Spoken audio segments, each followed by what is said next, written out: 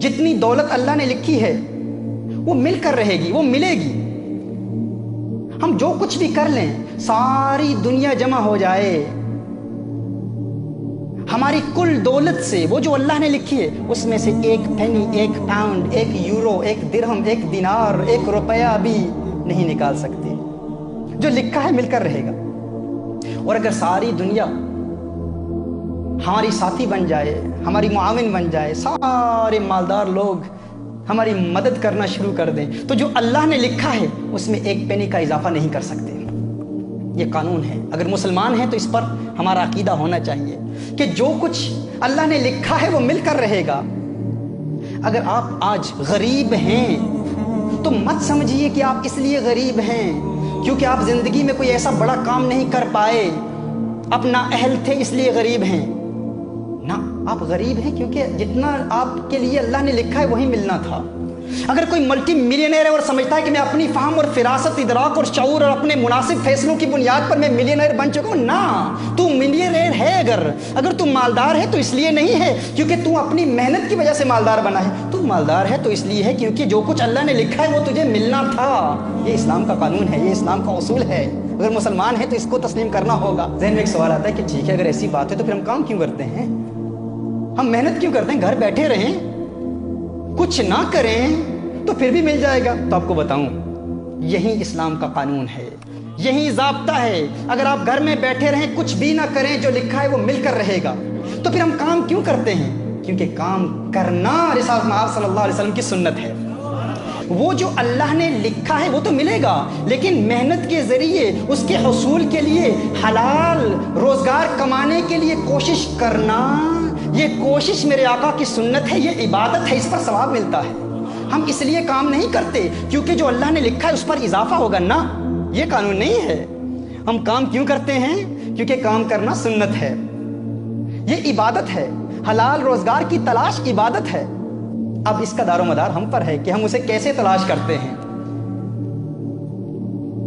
حلال ذریعوں سے تلاش کرتے ہیں یا حرام کے ذریعے تلاش کرتے ہیں۔ وہ تو ملے گا، الٹیمیٹلی وہ ملے گا جو اللہ نے لکھا ہے ہمارے لیے۔ تو جو ملے گا اس کے لیے پھر ہم گناہ کیوں کریں؟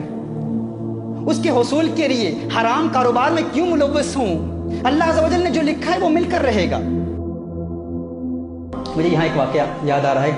آج سے 4-5 سال قبل تقریباً صاحب میرے پاس آئے، ہماری محفل میں آئے، وہ کہتے ہیں کہ تنگ دستی ہے، بڑی پریشانیاں ہیں، میں چاہتا ہوں کوئی کاروبار مل جائے، روزگار کے لیے دعا کیجیے۔ کچھ محافل میں آنا جانا رہا، اللہ عز و جل نے کرم کیا، انہیں کام مل گیا۔ میں نے ان سے پوچھا، میں نے سوال کیا کہ کیسا ہے روزگار، کیسے چل رہا ہے؟ تو انہوں نے کہا اللہ کے کرم سے، الحمدللہ محافل کی برکت سے کام مل گیا ہے اور اچھا کام چل رہا ہے، الحمدللہ محفلوں میں آتا ہوں، اس کی برکت سے سب کچھ ہو رہا ہے۔ میں نے ان سے کہا کہ بتائیں تو عبادات کا سلسلہ کیسے ہے؟ کہا نہیں، ایک مسئلہ ہے، وہاں پر جو میرا امپلائر ہے وہ مجھے نماز نہیں پڑھنے دیتا، عبادت نہیں کرنے دیتا۔ میں نے کہا اچھا، عبادت نہیں کرنے دیتا تو آپ کو تو کام چھوڑنا چاہیے۔ انہوں نے کہا نہیں، ارے اتنی محفلوں میں آ کر، اتنی مدت کے بعد، اتنی کوشش کے بعد، اتنی جد و جہد کے بعد، اتنی دعاؤں کے بعد آج کام ملا ہے اور آپ کہتے ہیں کہ نماز کے لیے کام چھوڑ دوں؟ میں نے کہا آپ کام کیوں کرتے ہیں؟ کہتے ہیں اس لیے کرتا ہوں تاکہ روزگار ملے، تاکہ دولت ملے، تاکہ اپنے گھر کے اخراجات چلا سکوں، گھر چلا سکوں۔ میں نے کہا نہ، کام کرنے کا مقصد یہ نہیں ہے، وہ تو ملنا ہی ہے۔ ہم کام فقط اس لیے کرتے ہیں کیونکہ کام کرنا سنت ہے، وہ جو اللہ نے لکھا ہے وہ تو مل کر رہے گا۔ اور قانون کیا ہے؟ اصول یہ ہے کہ اگر کوئی سنت آپ کو فرض سے محروم کر دے تو آپ اس سنت کو چھوڑ دیں، فرض پر عمل کریں۔ اب کام کرنا سنت ہے، نماز پڑھنا فرض ہے۔ دیکھیے، آپ مثال کے طور پر عصر کی نماز شروع ہوتی ہے 5 to 3، سمجھ لیں مثال کے طور پر، اور آپ نے ظہر کی نماز ادا نہیں کی،